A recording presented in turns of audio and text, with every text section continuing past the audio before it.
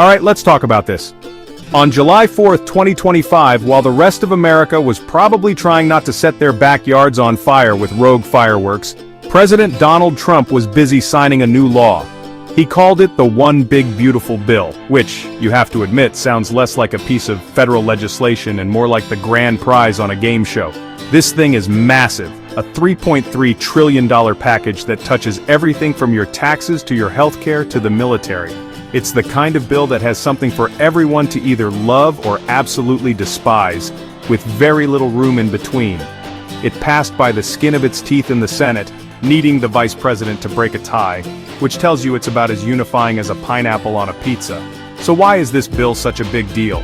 Well, imagine the government decided to remodel the entire country's financial house all at once. That's basically what happened here. The One Big Beautiful Bill Act, or ABBA if you want to sound like a Star Wars character, is Trump's second-term magnum opus.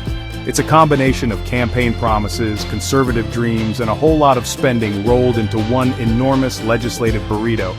Supporters are calling it a revolutionary plan to supercharge the economy and put America first. On the other side, critics are calling it a handout to the rich and a gut punch to the poor. It's a classic political showdown, and every single American is now a player in the game, whether they like it or not. The bill's journey through Congress was a nail-biter. Think of it like the final 2 minutes of a championship basketball game. In the Senate, the vote was a dead-even 50-50 split, requiring Vice President J.D. Vance to step in and cast the deciding vote to push it over the finish line. This razor-thin margin shows just how deeply divided the country's leaders are on this vision for America's future. It wasn't a moment of bipartisan hand-holding, it was a political battle won by the slimmest of margins. No Democrats voted for it, and even a few Republicans jumped ship, signaling that even within the president's own party, there were serious reservations about the bill's contents and its long-term consequences. Ultimately, the bill represents a fundamental choice about what kind of country America wants to be.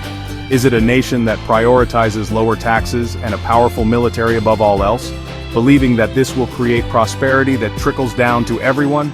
Or is it a nation that should focus more on its social safety nets and worry about the ballooning national debt? This legislation forces that question right into the spotlight. It's not just a collection of policies, it's a declaration of values. And now that it's the law of the land, we're all about to find out, in very real terms, which side of that argument benefits and which side pays the price for this grand, beautiful, and incredibly controversial experiment. Let's get into the part of the bill that everyone actually cares about: the money. The biggest headline is that most of the tax cuts from Trump's first term are now permanent. Remember those lower tax brackets and that bigger standard deduction from 2017? They were set to expire, but now they're here to stay. Think of it like your favorite Netflix show getting renewed indefinitely. On top of that, the standard deduction gets another small boost, giving you a little extra tax-free income right off the bat. For a married couple, that's about $1,500 more they can earn before the government starts taking a slice. It's a move designed to put more cash directly into the pockets of middle-class families. But here's where it gets really interesting, especially if you work in the service industry or put in a lot of extra hours. For the next few years, tips and overtime pay are now exempt from federal taxes. Yes, you heard that right. For waiters, bartenders, and rideshare drivers, the tips you earn, up to $25,000 a year, are now tax-free. And for anyone grinding out extra shifts, your overtime pay is also tax-free, up to a cap of $12,500. This is a massive change. Imagine a waitress in Ohio who used to have to set aside a big chunk of her cash tips for Uncle Sam. Now that money is all hers. Supporters say this will reward hard work and boost the incomes of millions of blue-collar workers. The bill also has some goodies for families and seniors. The child tax credit, a key benefit for parents, is now permanent for millions of families, providing a stable financial cushion for those raising kids. Plus, there are some temporary new deductions. For a few years, you'll be able to get a tax break on your car loan payments, which could help ease the burden of buying a new vehicle. And for seniors, there's a temporary $6,000 bonus deduction, which is a nice little thank you for their years of contribution. The law even makes all Social Security benefits tax-free, which is a huge relief for retirees living on a fixed income. These changes are clearly aimed at winning over key voter demographics. Of course, not everyone is popping champagne.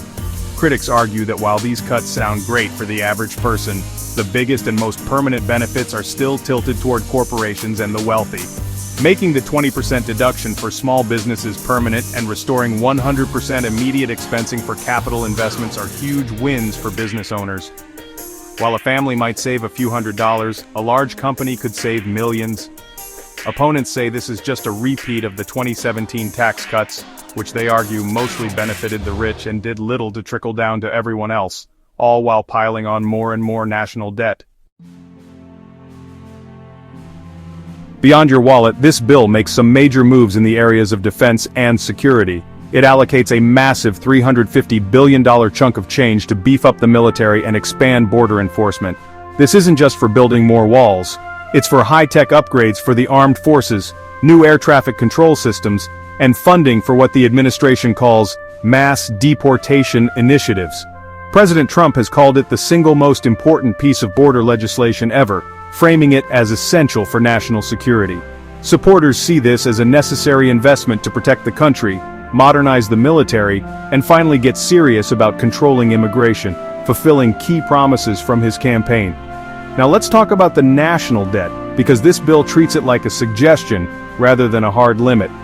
To pay for all these tax cuts and spending increases, the law raises the federal debt ceiling by a staggering $5 trillion. To put that in perspective, that's like getting a credit card bill for a vacation you haven't even taken yet, and then asking the bank to increase your limit so you can book another 5 trips.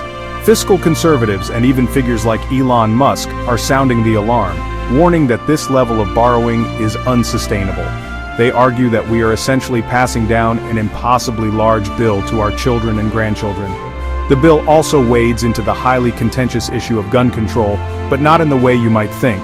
It actually makes certain types of firearms and accessories easier to get. Specifically, it eliminates the $200 federal tax on items regulated under the National Firearms Act, like silencers, or suppressors, as gun enthusiasts prefer, and short-barreled rifles. For decades, buying these items required paying a tax and going through a lengthy registration process. By removing the tax, the bill makes them cheaper and, critics argue, more accessible. Gun rights groups celebrated this as a major victory for Second Amendment freedoms, saying it removes an unnecessary financial barrier for law-abiding citizens.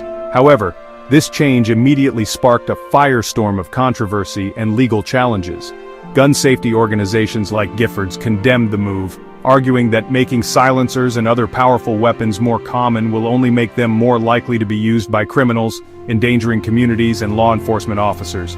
In fact, within hours of the bill being signed, a lawsuit was filed by a gun owners group aiming to dismantle the entire NFA registration system, arguing that without the tax, there's no constitutional basis for the registry anymore. So this one small provision could end up having massive and potentially dangerous consequences for gun regulation in America. While the bill gives with one hand, it takes away with the other, especially when it comes to public aid. The legislation introduces strict new rules for programs like Medicaid and SNAP, which provide healthcare and food assistance to low-income Americans. The most significant change is a new work requirement. To remain eligible for Medicaid, recipients will now have to prove they are working, volunteering, or in job training for at least 80 hours a month. Similar requirements are being tightened for food stamps. The idea, according to supporters, is to encourage self-sufficiency and ensure that these benefits are only going to those who are actively trying to improve their situation. But critics are warning this could lead to a humanitarian crisis. They argue that these one-size-fits-all work requirements don't account for the realities of poverty. Many people who rely on these programs are dealing with chronic health issues, disabilities, or are caring for sick family members, making it nearly impossible to meet an 80-hour work mandate. Others live in rural areas with few job opportunities. Opponents like House Minority Leader Hakeem Jeffries have called the plan cruel and dangerous, predicting that millions of the country's most vulnerable people, including children and the elderly, could lose their access to basic necessities like healthcare and food. So, who wins and who loses? It really depends on who you are. If you're a service industry worker getting tax-free tips, a parent benefiting from the permanent child tax credit, or a business owner enjoying permanent tax cuts, this bill could feel like a huge win. You'll see more money in your pocket, at least in the short term. However, If you are a low-income American relying on Medicaid to manage a chronic illness, or a family using SNAP to put food on the table, these new restrictions could be devastating. This law creates a clear set of winners and losers, drawing a sharp line between those it aims to help and those it expects to carry the burden. In the end, the One Big Beautiful Bill is a massive gamble on a particular vision of American prosperity. It bets that tax cuts and deregulation will unleash economic growth so powerful that it will eventually lift everyone up, while a stronger military and tighter borders will keep the nation secure. The potential long-term effects are huge. Will it create a booming economy, or will it explode the national debt and deepen inequality? Will it make America stronger, or will it weaken the social fabric by removing support for those who need it most? Every single American, from the wealthiest CEO to the person stocking shelves overnight, will feel the impact of this law. We've just started a new chapter and nobody knows for sure how this story ends.